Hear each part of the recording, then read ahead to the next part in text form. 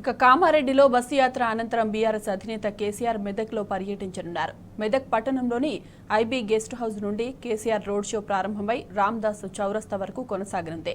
రామదాసు చౌరస్తా వద్ద నిర్వహించే కార్నర్ మీటింగ్లో కేసీఆర్ ప్రసంగిస్తారు. కేసీఆర్ రాక కోసం మెదక్ ప్రజలంతా ఎదురు చూస్తున్నారు. కేసీఆర్ బస్సు యాత్ర, రోడ్ షో కోసం ప్రజలు, యువకులు, రైతులు భారీగా తరలి రానున్నారు.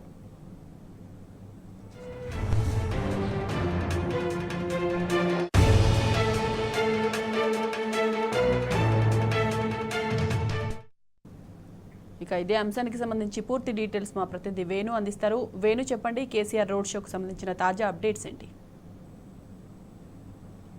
పార్లమెంట్ ఎన్నికల ప్రచారంలో భాగంగా బీఆర్ఎస్ పార్టీ అధినేత కేసీఆర్ ఈరోజు సొంత జిల్లా మెదక్లో పర్యటించబోతున్నారు. సాయంత్రం 8 గంటల ప్రాంతంలో మెదక్ పట్టణంలో జరిగే రోడ్ షోతో పాటు కార్నర్ మీటింగ్లో కేసీఆర్ పాల్గొనబోతున్నారు. దీనికి సంబంధించిన ఏర్పాట్లు కూడా జరుగుతూ ఉన్నాయి.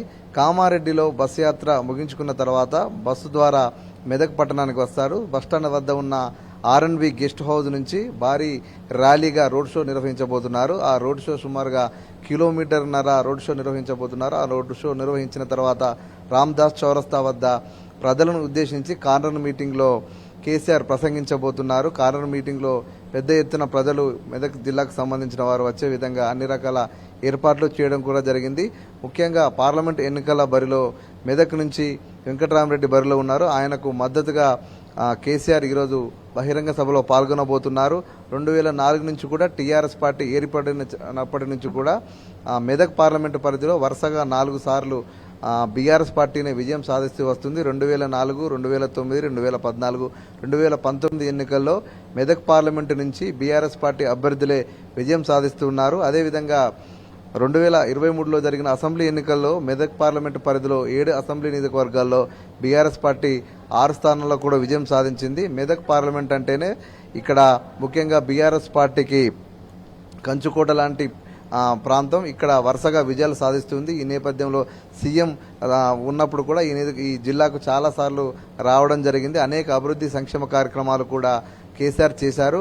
సొంత జిల్లా కానున్న నేపథ్యంలో పెద్ద ఎత్తున కూడా వస్తున్నారు. అదేవిధంగా కాంగ్రెస్ ప్రభుత్వం ఏర్పడిన తర్వాత కాంగ్రెస్ చెప్పిన హామీలు ఏమీ నెరవేర్చకపోవడం, క్షేత్రస్థాయిలో రైతులు కానీ ప్రజలు కానీ విద్యుత్ కోతలు కానీ అదేవిధంగా నీటి సమస్యలతో చాలా ఇబ్బందులు పడుతున్నారు. దానికి సంబంధించి ఇక్కడ ప్రజలను ఉద్దేశించి కేసీఆర్ మాట్లాడబోతూ ఉన్నట్టు తెలుస్తూ ఉంది. ముఖ్యంగా ఈ ప్రాంతంలో సేమ్గా ఉన్నప్పుడు ఇక్కడ చాలా రకాల అభివృద్ధి సంక్షేమ కార్యక్రమాలు కూడా చేయడం జరిగింది. చాలా ఏళ్లుగా ఉన్న మెదక్ జిల్లా కేంద్రం అనే డిమాండ్ను కూడా నెరవేర్చడం జరిగింది. దాంతోపాటు దీనికి హైవే కనెక్టివిటీతో పాటు ముఖ్యంగా గణపురం ఆనకట్ట ఎత్తు పెంచి ఈ ప్రాంత ప్రజలకు చాలా మేలు చేసే పరిస్థితి ఉంది. కానీ కాంగ్రెస్ ప్రభుత్వ హయాంలో కరెంటు కోతలు కానీ సాగునీటికి చాలా ఇబ్బందులు పడే పరిస్థితి ఉంది. మెదక్ ప్రాంతం అంటేనే పూర్తిగా రైతులతో ఉన్న ప్రాంతం, ఎక్కువగా వరి వేస్తుంటారు.